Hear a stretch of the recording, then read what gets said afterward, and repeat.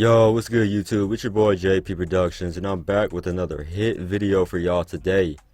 When it comes to making plays on the court, for some, it may feel like a piece of cake. It may come natural. But for others, they tend to feel something missing when it comes to the decision making end on their part. For this video, I'll be going over and breaking down when and how you should drive into the paint and what to look out for throughout the process. But before we dive into it, please be sure to spam that like button, alright? Let's try to aim for 300 plus likes, alright? I know y'all got this, man. Turn on my post notifications and also subscribe so you'll be the first to access my new videos. We'll start off in a half-court set.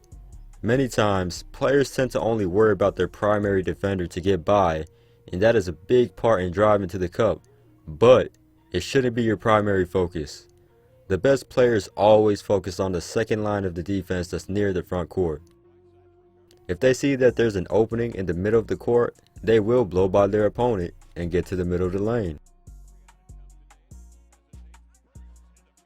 Or if they see there's one huge gap on one side of the court, they will take advantage by making a move on their primary defender, then getting into that open space. By driving in a more spacious area around the floor, the greater the chance for you to avoid getting stripped from the help side defender.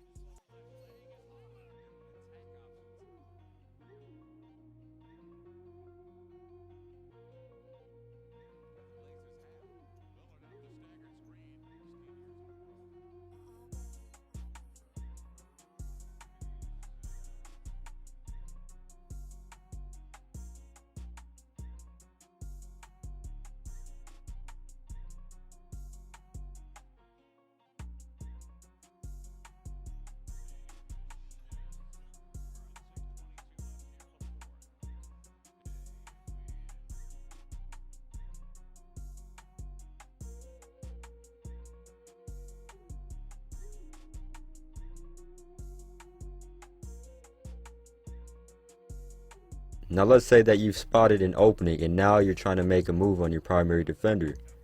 How do you do that? How should you read and how should you drive by your primary defender?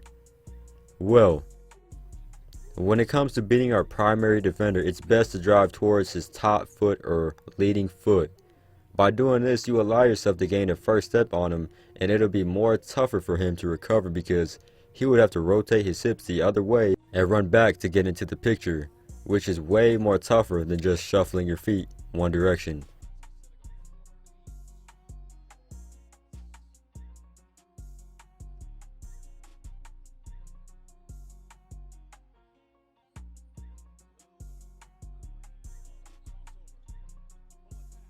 If he doesn't give you a top foot at all, then that's fine. You make the decision to attack either direction because either way, due to him being square to you, he has to turn and run anyway.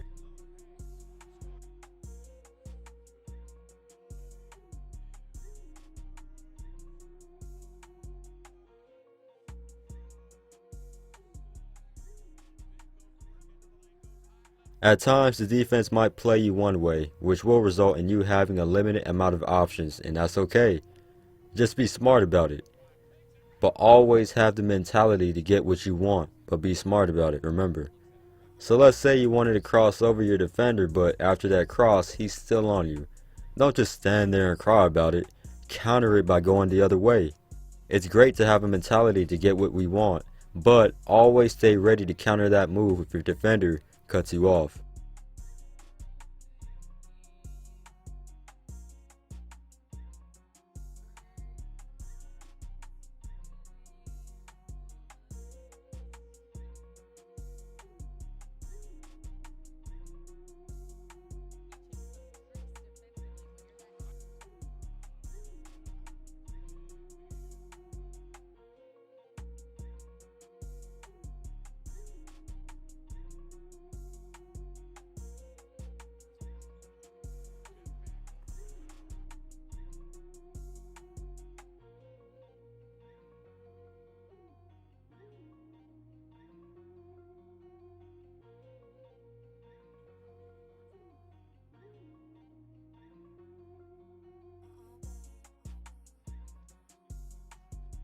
Another great tip I could give you is this.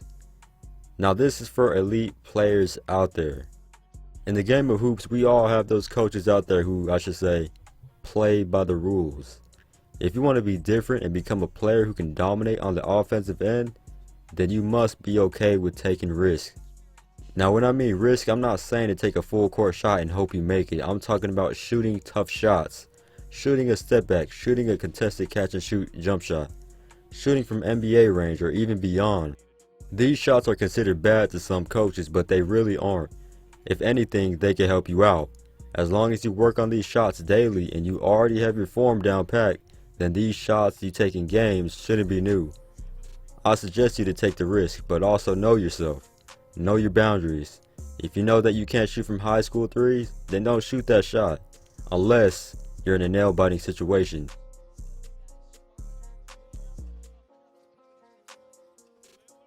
Knowing your personnel is important, especially in a real game. If you know for a fact that every time you call for a screen and your big man's defender stays dropped in the paint, you can always take advantage by coming off that pick and dribbling into space for a nice pull-up three, a mid-range jumper, or shoot that soft floater. Or if it's the opposite, you could call for the screen and you receive it and the big man steps up, spectate the floor.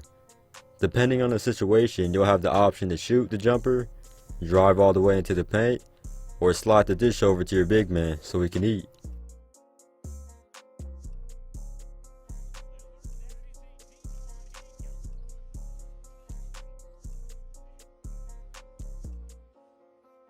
Now when it comes to the transition side of the ball, the best thing to do is read the floor.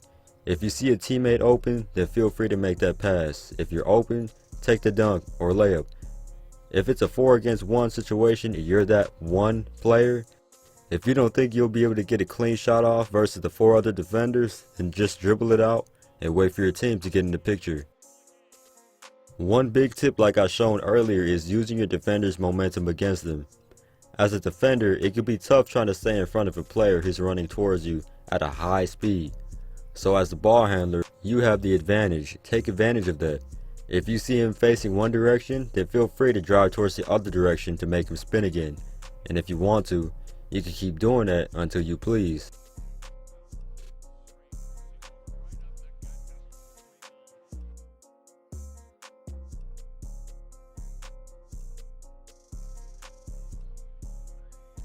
By doing this, it may look silly, but this simple trick right here will allow you to make him or her off balance during that fast break.